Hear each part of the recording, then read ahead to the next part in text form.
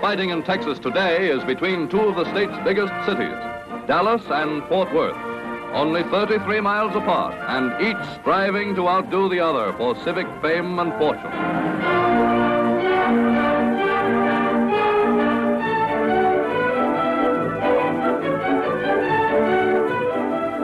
Bigger and richer Dallas outbids Fort Worth, wins the right to hold the state's official Centennial Exposition, to which the federal government contributes $1,200,000. To prove her potency, to crown herself undisputed Queen of Texas, Dallas mobilizes 10,000 workmen to build a World's Fair. To lectures go artists, architects, sculptors, to learn Texas history and express it in paint and stone. Custodian of Texan glory becomes Dallas, telling the world through its fair the story of a great state.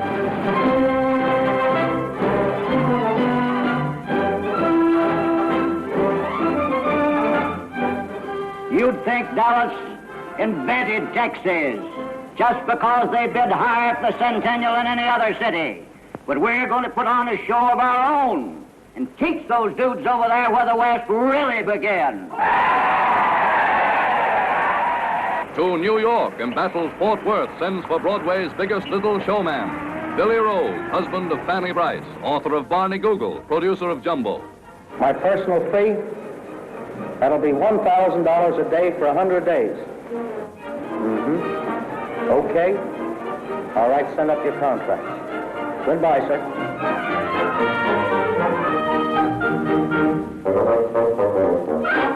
To join the red-blooded boosters of Fort Worth goes the little Broadway Barnum. This battle between Fort Worth and Dallas is right up my alley. And if you people string along with me, I'll make Texas the biggest state in the Union. Fort Worth is a little behind its rival in schedule, but Billy Rose's ideas soon take fantastic shape. A filigree theater for his musical comedy circus Jumbo. A huge revolving stage for a mammoth nightclub to be filled to bursting with what he calls eye-bedeviling choreographies, mostly nude.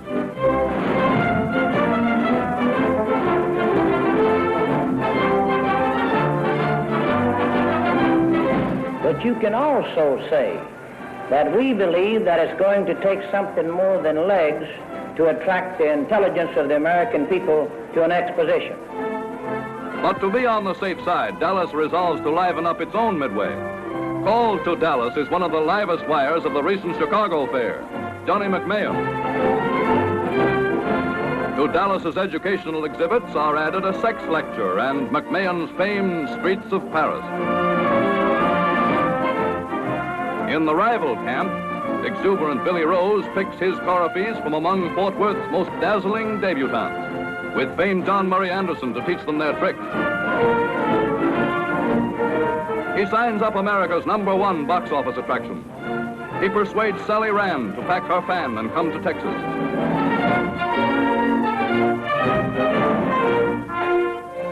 Behind scenes, Billy Rose's camp begins to look like a monster leg show. Dallas for education, Fort Worth for entertainment, cries Billy Rose. Dallas boosters, with the competition growing hot, call for more sex appeal to protect their investment. Dallas debutantes are ordered into chaps and 10-gallon hats to become Dallas Rangerettes, their duties extended from mere ushering to entertaining all comers, making the nation know the warmth of Dallas hospitality. Other Dallas debutantes are taught dance routines to outdazzle Billy Rose's choreographies. Now the battle between Dallas and Fort Worth becomes a battle of beauty. Both cities enlist more and more girls, girls, girls.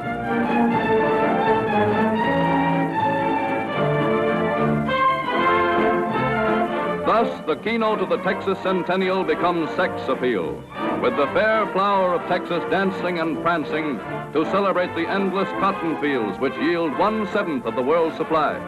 Pretty girls posing and strutting to celebrate the cornfields of Texas, to glorify the state's huge rice fields,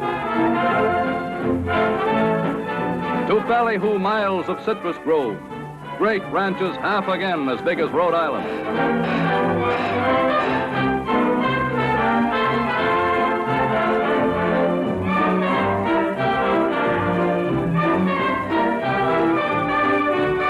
As the rival cities pay their resounding tribute to Texas and her history, the only surviving son of General Sam Houston marvels at the state his father helped to bring forth 100 years ago. I don't know whether they're celebrating the birth of the Republic of Texas or the birth of musical comedy.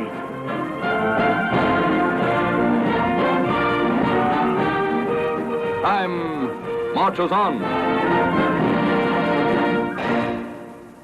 That raucous and vulgar film was a reminder that America in the 1930s was not simply a place of hardship and suffering. It was also a pleasure dome. There were, of course, some forms of entertainment which flourished because of the Depression, like dance marathons.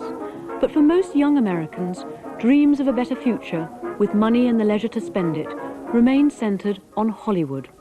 And not just on the films themselves. Fan magazines lovingly detailed the day-to-day doings of the stars, inviting the American public to share the extrovert, glamorous, and athletic life of their heroes.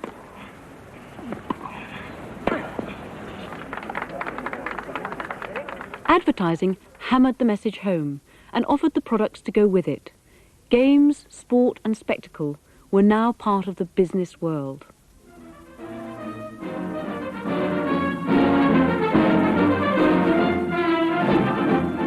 This autumn, 40 million football fans are packing huge stadia from coast to coast in the greatest season the game has ever had.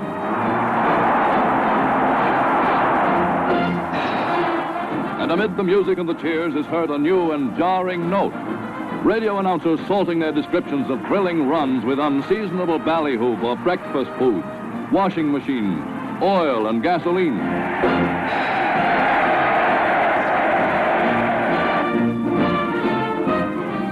Today, as colleges with good teams or great traditions are adding radio broadcasting rights to football's $50 million income from ticket sales, more and more valuable to their alma maters become the well-publicized youngsters, the football heroes who have made college football big business.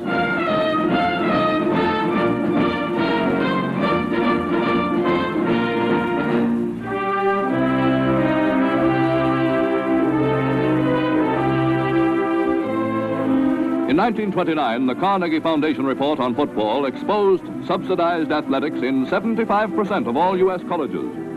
It was alumni disgruntled at defeat who first subsidized players to change their luck. But from now on, we're going to make our own break.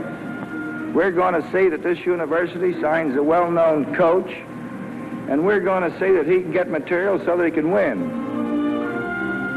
Soon, subsidizing became a subtle art. Colleges, coaches, players, and alumni found it easy to evade the rules by creating athletic scholarships, even honorary positions on state payrolls, and absurdly overpaid odd jobs.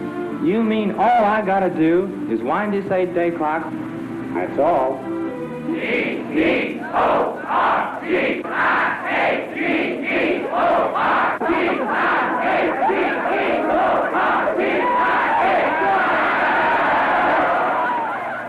Most undergraduates know their football heroes only as the public knows them, through the sports pages and as they see them on the playing field.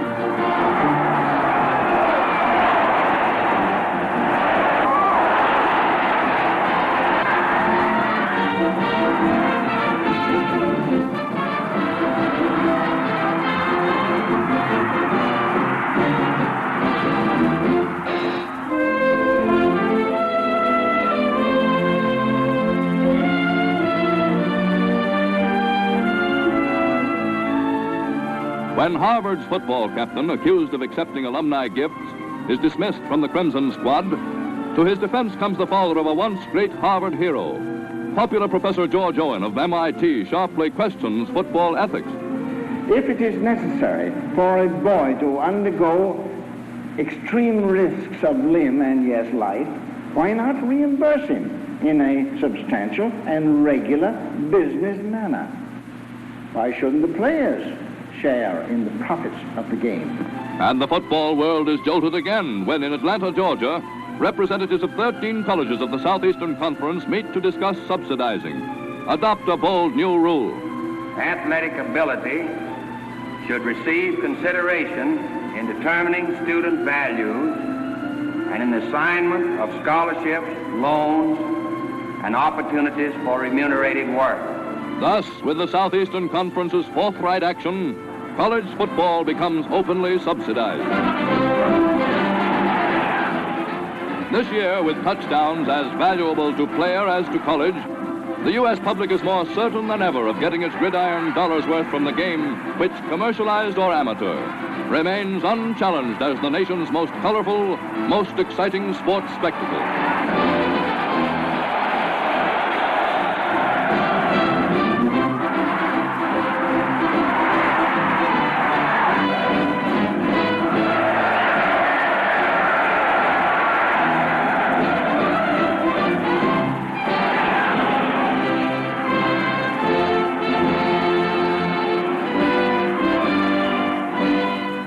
Time marches on.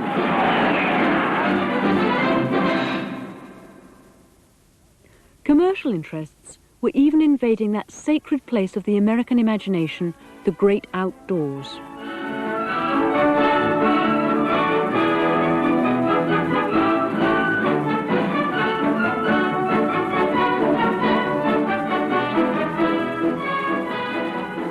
Greyhound bus routes were spreading across the states, and for the independent-minded, there was now an updated version of the old Western covered wagon.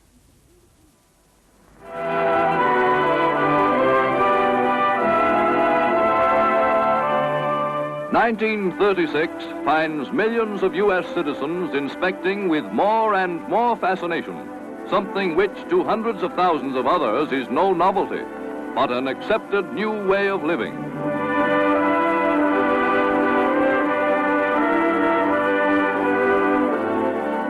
To Americans in search of the out-of-doors, with the automobile age came new conveniences and gadgets, including complicated collapsible tents which could be stowed away in utility trailers. Sometimes these were too complicated.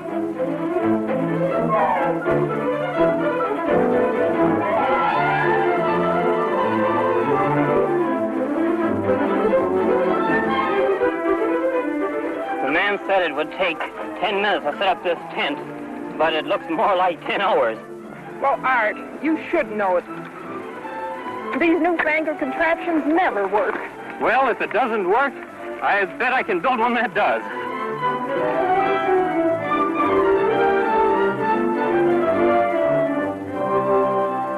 Disgusted with his collapsible tent, research engineer Arthur Sherman went back to his home in Detroit, set to work building a non-collapsible trailer that would stand on its own wheels. His trailer completed, he dubbed it the covered wagon. Uh-oh, there's somebody knocking at the window again. I do wish people had let us alone and not be peeking in here all the time. Why are people so nosy? You know, so many people seem interested in these things. I wouldn't be surprised if there'd be quite a market for them.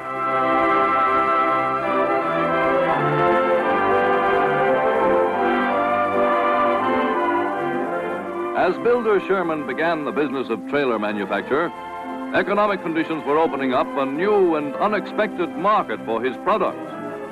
Many a homeowner evicted because of high upkeep costs and foreclosed mortgages was in a mood to seek a new and cheaper design for living. And with the end of Depression, builders were still putting up houses at prices far too high for the average American. As homeless thousands took to the highways, the trailer business boomed. Spring of 1936 found builder Sherman and some 300 other trailer manufacturers working night and day to keep up with the orders. In his factory at Mount Clemens, Michigan, trailer tycoon Sherman was forced to increase floor space 12-fold in 1 year, was still able to fill only 1/5 of his orders. Millions of Americans, curious to know what thousands of others already knew, inspected the modern prairie schooner, found all the comforts of home, conveniences which make the average trailer a nicer place to live in than many a summer cottage.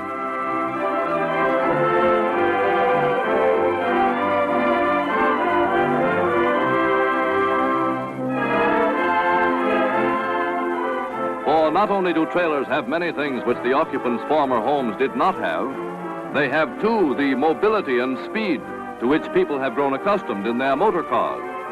And for the ultra swank, there are luxurious custom-built land yachts on wheels. How about going a little faster up there, about 20 miles faster an hour?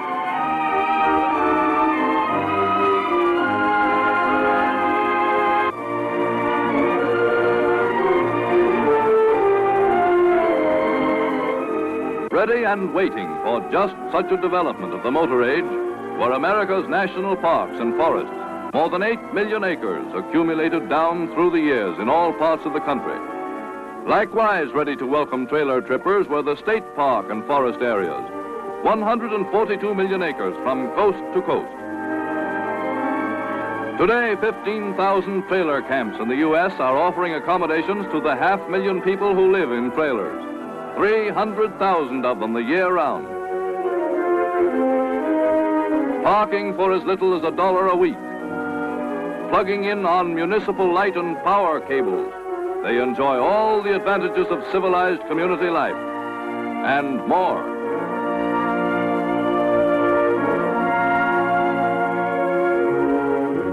Today, with trailer manufacturing the fastest growing U.S. industry, famed economist Roger Babson is moved to predict a strange fate for U.S. housing. The increased use of trailers is one reason why home building is today only 30% of normal. Unless city and town officials mend their ways, 1/2 of the population of the United States will be living in automobile trailers within 20 years. With private homes still too costly for 70% of the population, with taxes mounting and land values distorted, great are the implications for housing and real estate as trailers become more and more like homes. Now appearing in the streets of Detroit is a newer and bigger trailer, the creation of famed automotive engineer William B. Stout. This collapsible, low-priced, all-metal, 4-room bungalow may be moved from place to place or set up permanently on a concrete foundation. There are some who believe Mr. Stout's machine for living may end speculation in real estate, perhaps solve the U.S. housing problem.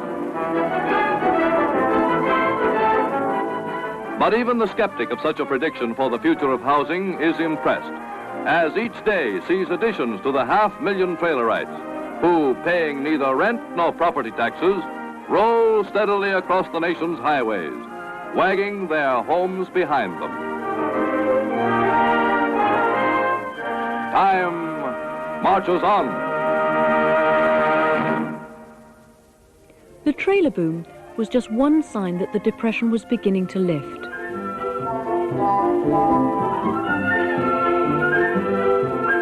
By 1936, most industries were once again operating near to capacity. Many Americans could now think of getting away to the sun.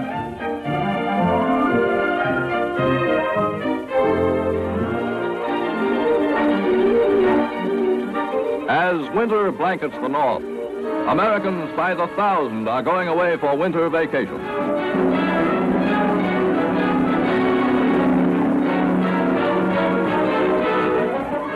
Crowding every travel artery, taxing every transportation facility, this year's volume of tourist traffic has already shattered old records, reached an all-time high.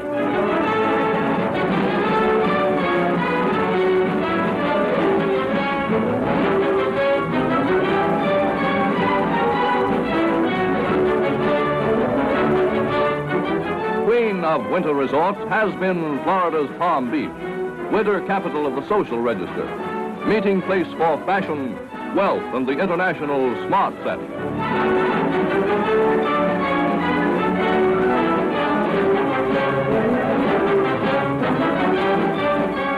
At Palm Beach, millionaires build fabulous estates, some with 35 guest rooms, 20 car garages.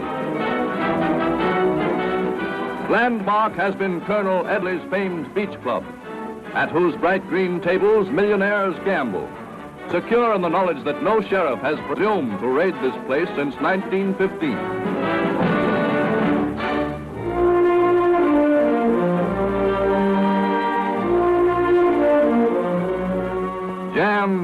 with vacationists are the twin cities of Miami and Miami Beach. Banned in Palm Beach, trailer tourists are welcome in Miami.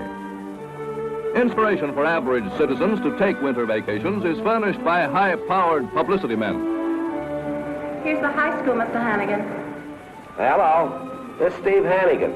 We need 16 girls right away to pose for photographs. Uh-huh. Yeah. Okay, thanks very much. Thus, for the greater glory of Miami Beach and Mr. Hannigan, pictures of high school girls flood Sunday supplements and become familiar newsreel fare.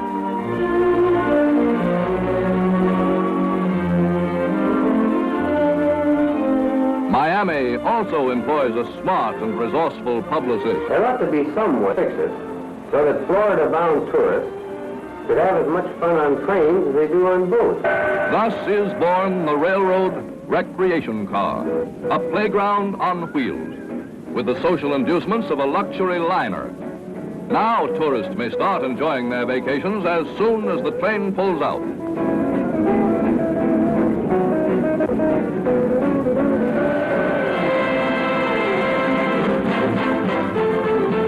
Today, with attractions to meet every taste and fit every purse, winter vacationists in Florida are spending $650 million in a few short months.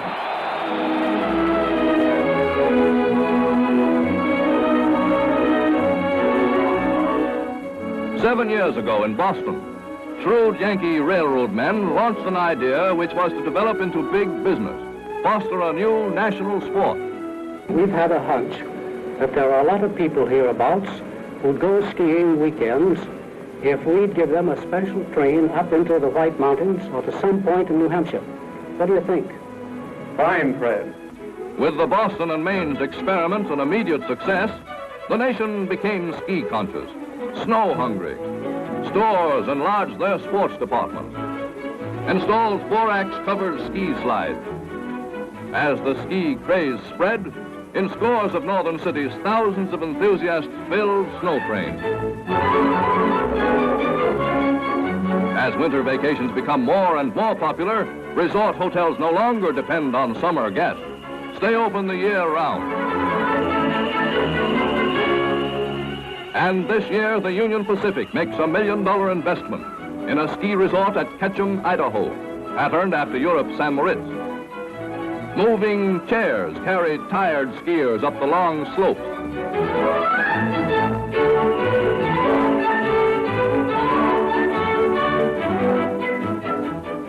To compete with the attractions of the tropics, Sun Valley offers bathing in natural hot water pools.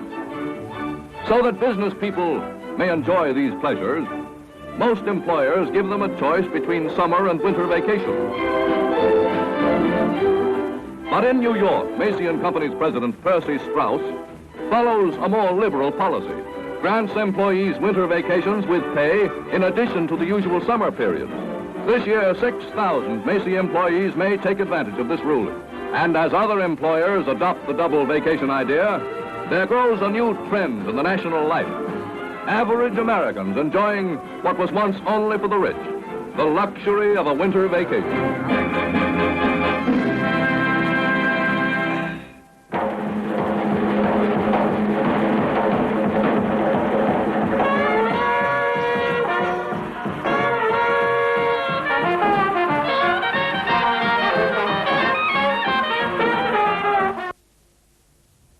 Historian Eric Hobsbawm used to have a second career as a jazz critic, and he wrote under a pseudonym a very good book on the subject.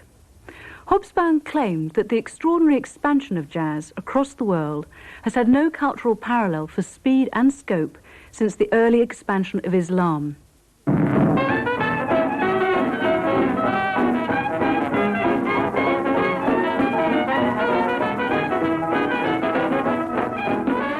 The newly flourishing record industry made this expansion possible, but it also dictated the kind of jazz which was commercially successful.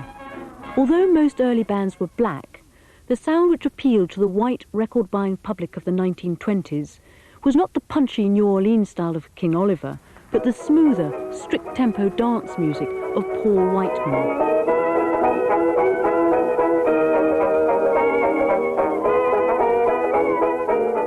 We still call the 1920s the Jazz Age, but by the end of that decade, the taste for syrupy arrangements of popular tunes had cost jazz much of its following. The slow decline of record sales from their peak in 1921 was hastened by competition from the new medium of radio. But in 1935, radio itself helped to rescue jazz from popular oblivion by supplying a new young audience for the up-tempo swing music of Benny Goodman.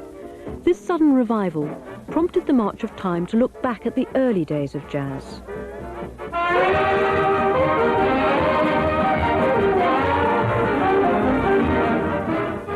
Every day into music shops from coast to coast go more and more customers, all for the same thing, the latest in swing music. Music publishers and songwriters, finding that swing music is ordinary music played with impromptu variations, meet the ever-growing popular demand by grinding out routine tunes, adding swing to every title. As the nation's new musical fever rises, swing is accepted at Manhattan's ultra-formal Rainbow Room. It is indispensable at dark Harlem's hot and noisy Savoy.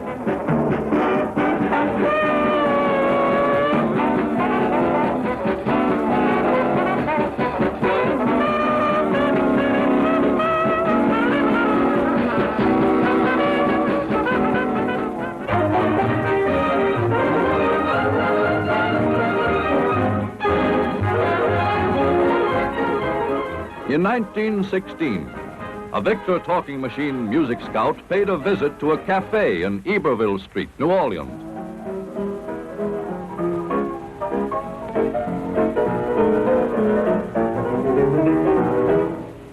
What do you call that music? Well, that's the kind of a swinging music. Swinging music, huh? What's the name of your band? Dixieland Jazz Band.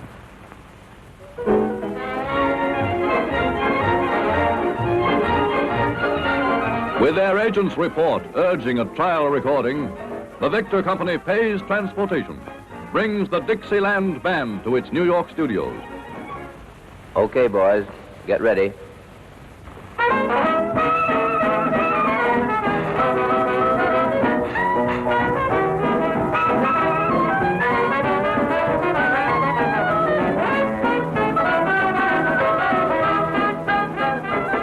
First selections, the Dixieland's own compositions, become popular overnight and put a new word, jazz, into the nation's vocabulary.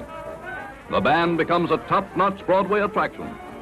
But when every small orchestra calls itself a jazz band, the Dixieland Band sinks into obscurity as the name jazz becomes synonymous with cheap music.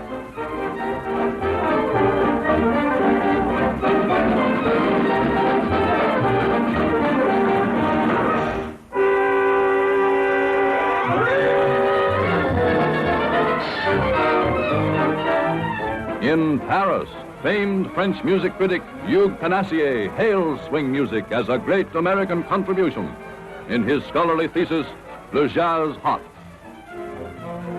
Lauded as great artists are U.S. bandmasters like Red Norvo, Benny Goodman, Glenn Gray, and Chick Webb. Manhattan night haunts remove their dance floors, cater to arty swing enthusiasts who come to listen and talk.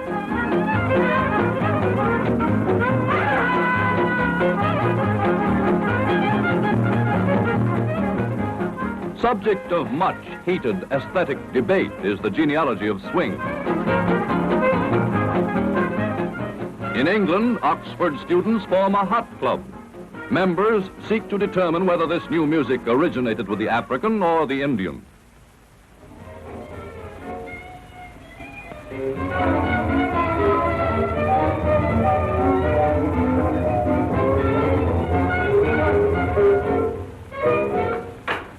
That's swing music if I ever heard it.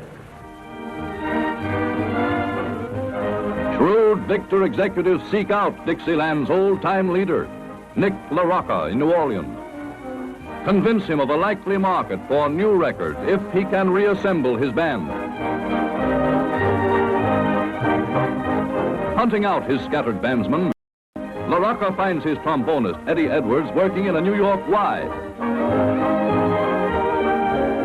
His drummer, Spabaro, in a repair shop. Locates clarinetist Shields in a Bible house. Pianist Russell Robinson is induced to leave radio, rejoin the old team for its comeback. 10 years apart and out of practice, they rehearse for weeks on end.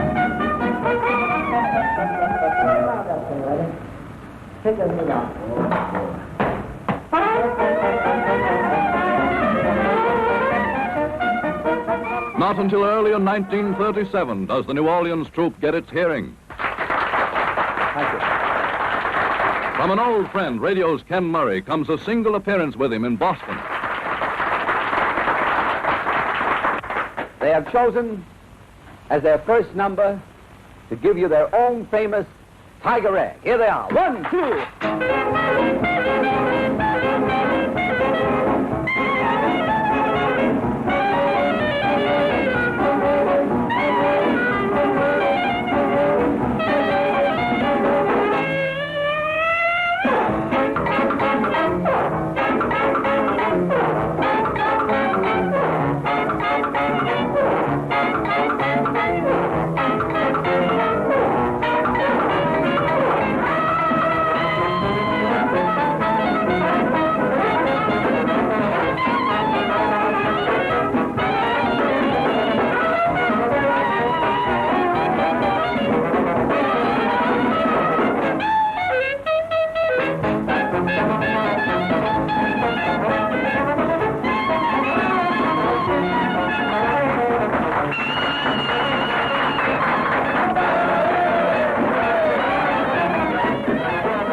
As applauding swing fans stretch the one-night stand into many, it is settled that today's swing is only yesterday's jazz, which the Dixieland Band originated in New Orleans 20 years ago.